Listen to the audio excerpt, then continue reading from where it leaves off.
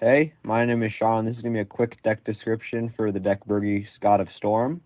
Gonna run through a quick description of the deck, and yeah, there's a turn one win gameplay video out. Also, check that out if you'd like. Thank you guys for watching, and please like and subscribe if you enjoy.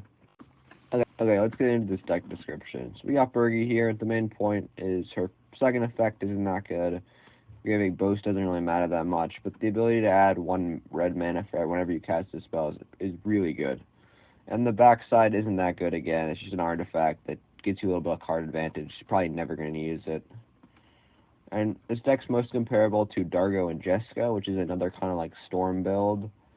Another mono, not really Storm, but mono red combo build. It's like a Fixarian Altar. There's one other card, and then you cast Dargo, and then you cast a bunch of times, gain mana, and then you cast Jessica for the win a bunch of times.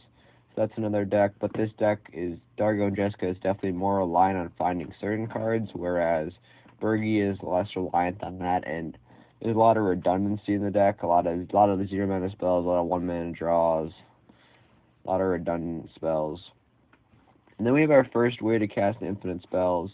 It's Grinning Ingus. Basically, you cast Ingus if you have three red up.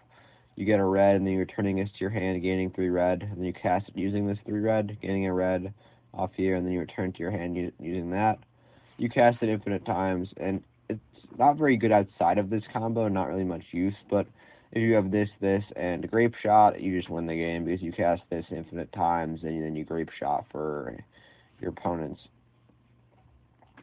And then we have technically another infinite combo because it can go infinite. I call it the bad luck combo, whereas actually it's kind of the good luck combo in this deck. So if you have Birgi out, all your 1 mana spells always generate 1 mana. So when you cast it, you get a mana, so it costs 0. And then if you have Quark out and you flip a coin, if it's tails, you just return it to your hand.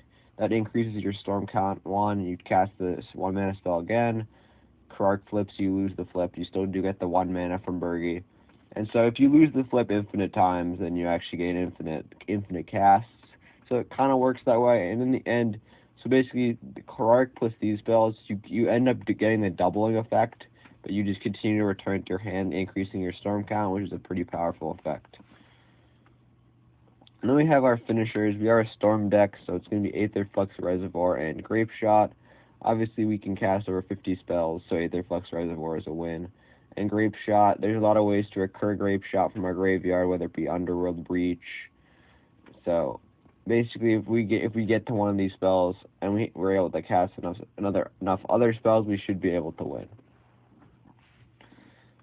And then we have a secondary win con. It's Dual Caster Mage and Twin Flame. Dual Caster Mage has a lot of value anyways. Can copy the spells when we need them to be copied, which is pretty good. And then Twin Flame just provides with an easy win con with Dual Caster Mage. You cast Twin Flame, then you cast Dual Caster, copying Twin Flame. The Twin Flame copies Dual Caster. Another copy enters, copies Twin Flame. Twin Flame copies the Dual Caster, and so on and so forth. And then you got infinite hasty Dual Caster mages that you attack for the win with. And so 0 mana spells, we want 0 mana rituals, and so we have a lot of 0 mana creatures, which both give us 1 additional mana and synergize very well with cards like Skull Clamp and Infernal Plunge. That can rise with additional card draw and additional mana. And we have cards like Chrome Mox, which obviously we're playing these for the acceleration, but also it works as a 0 mana ritual with Birgi. And then lastly, we have like Walking Ballista in the deck because it at worst is just a 0 mana add 1 red mana, which is pretty good. A 0 mana Lotus Petal basically.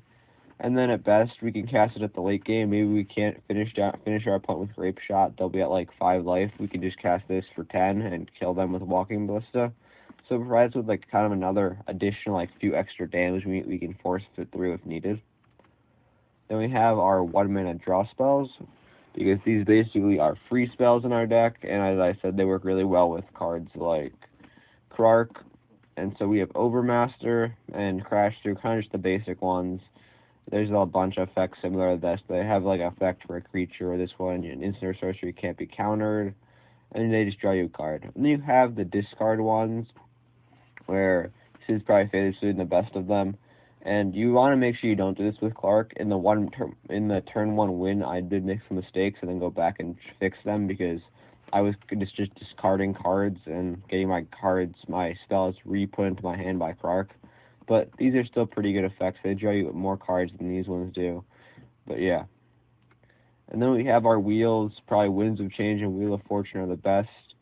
The big thing with them is it does refill your opponent's hands, but if you're able to combo off on the first turn and the second turn, they're probably not going to have enough mana to cast a lot of their counter spells, which is always good. And then we have Wheel of Misfortune, which is definitely worse, but there's some weird like psychological stuff. Like your opponents might be like, okay, he's going to combo off this turn. We'll risk 35 life, and so that you can't wheel, and you just choose 0 and then hit him. If you have Brainstorm for 15, then you can kill him, or Grape Shot for 15. So it's this weird thing where it's like, yeah, if your opponents might not let you wheel, they might risk all their life and then their lower life, or you can just get a wheel off it. It's kind of a psychological thing, but it's definitely worse than Wheel of Fortune and Winds of Change. And then the final slide we have here is Underworld Breach, Passive Plans, and Mizzix's Mastery. Again, redundancy in the Recursion spot. Breach obviously being the best because we can Breach plus Brainstorm plus 40 Storm count. We just cast Brainstorm 3 times. And then you have Passive Flames. Gives all your instants and sorceries flashback, which is pretty good. So they will trigger Birgi when you cast them, again, just like Underworld Breach will. They'll trigger your Storm count, allow you to draw additional cards, look farther into your deck. So pretty powerful again. And then you can even re-flashback it if you need to. And then we have Mizzix's Mastery, which is a pretty good card. The big thing is it actually exiles them, and then you may cast a token copy of it, or you may cast the copy without paying its mana cost. So it triggers both your Storm count and Birgi. So if you overload, as long as you have 8 instances or sorceries in your graveyard, you end up going mana positive and getting all their effects. So Mizzix's Mastery, another powerful recursion. And then the rest of the deck is filled with a lot of just redundant cards, a lot of similar effects, a lot of 1 mana draws, 0 mana rituals, some copying effects like bonus and reverberate. And yeah, that's going to do it. So if you haven't checked out the turn 1 win video yet, it's pretty good. I do make a few mistakes, but I do go over those. There's the live storm count and live mana count. And yeah, that's going to conclude this video. Thank you guys for watching, and hope you enjoyed.